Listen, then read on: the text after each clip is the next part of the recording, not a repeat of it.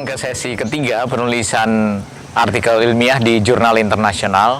Pada sesi ini kita melihat bagaimana menulis satu alinea di bagian pengantar. Nah, pada bagian ini kita mau menunjukkan bagaimana tulisan kita ini menarik untuk dibaca buat semua orang, bukan hanya orang yang bekerja pada bidang yang kita teliti atau pada lokasi yang kita teliti.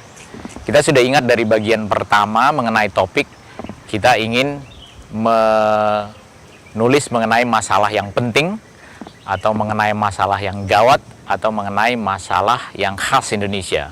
Dan kita juga sudah mengingat dari bagian kedua bahwa kita ingin punya pertanyaan penelitian yang tajam, yang khas Indonesia, yang menumpu, yang spesifik. Nah, bagaimana menggabungkan dari sesuatu yang begitu luas atau gawat atau penting ke sesuatu pertanyaan yang begitu tajam, begitu khas, begitu menumpu. Nah, kita harus menulis alinea yang berbentuk seperti corong, dari atas yang lebar pelan-pelan menyempit sampai pada pertanyaan penelitian yang sempit, menumpu, khas, dan spesifik. Mungkin salah satu contoh yang paling baik untuk menjelaskan bagaimana menulis satu alinea ini yang mengkaitkan dari topik yang besar sampai pada ujungnya pertanyaan atau hal yang spesifik. Kita bisa mulai biasanya dengan mengatakan temuan Bank Dunia atau temuan Badan Kesehatan Sedunia mengenai beban kesehatan obesity atau beban kesehatan kardiovaskuler besar sekali. Ini satu hal yang penting, satu hal yang besar, satu hal yang gawat. Lantas kita teruskan dengan beberapa contoh kalimat yang mengatakan misalnya bahwa di Amerika besarannya sekian, di Indonesia misalnya besarannya sekian. Contoh-contoh ini menekankan atau memberi gambaran yang lebih kaya lagi mengenai hal yang penting tadi, mengenai hal yang gawat tadi.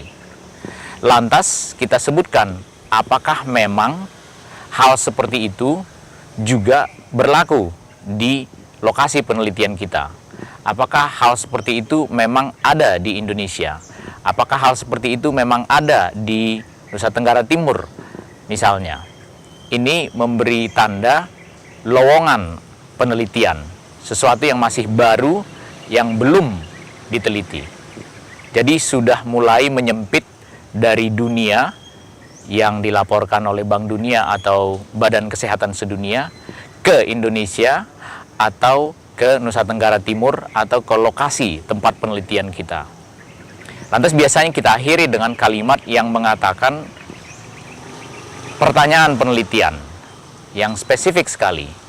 Misalnya, bagaimana distribusi dari obesity kalau kita menggunakan BMI, dan batasan yang dipakai ambang dari Asia Pasifik, bukan misalnya ambang yang dipakai di Eropa atau Amerika. Ini satu hal yang spesifik atau khas Indonesia. Atau bagaimana kalau kita menggunakan ukuran depresi yang dipakai oleh Center for Epidemiological Study Depression Scale. Kita angkat pertanyaan bagaimana sebaran antar status ekonomi berbagai tingkat depresi di Indonesia. Ini mengangkat satu pertanyaan penelitian yang sudah sangat khusus. Kalau kita ingat tadi, kita mulai dari satu hal yang sangat besar dari WHO, Badan Kesehatan Sedunia atau dari Bank Dunia, kemudian menyempit ke Indonesia atau ke Indonesia Timur atau ke Nusa Tenggara Timur, kemudian menyempit lagi menggunakan satu ukuran macam SES-D atau BMI atau ukuran lain yang sangat spesifik untuk merumuskan pertanyaan penelitian. Alinea seperti ini selalu ada dalam pengantar ilmiah. Selalu ada yang memulai dari keadaan yang luas, yang penting, yang besar, makin menyempit ke arah atau ke lokasi penelitian kita, dan bermuara pada pertanyaan penelitian yang khas, yang spesifik untuk Indonesia.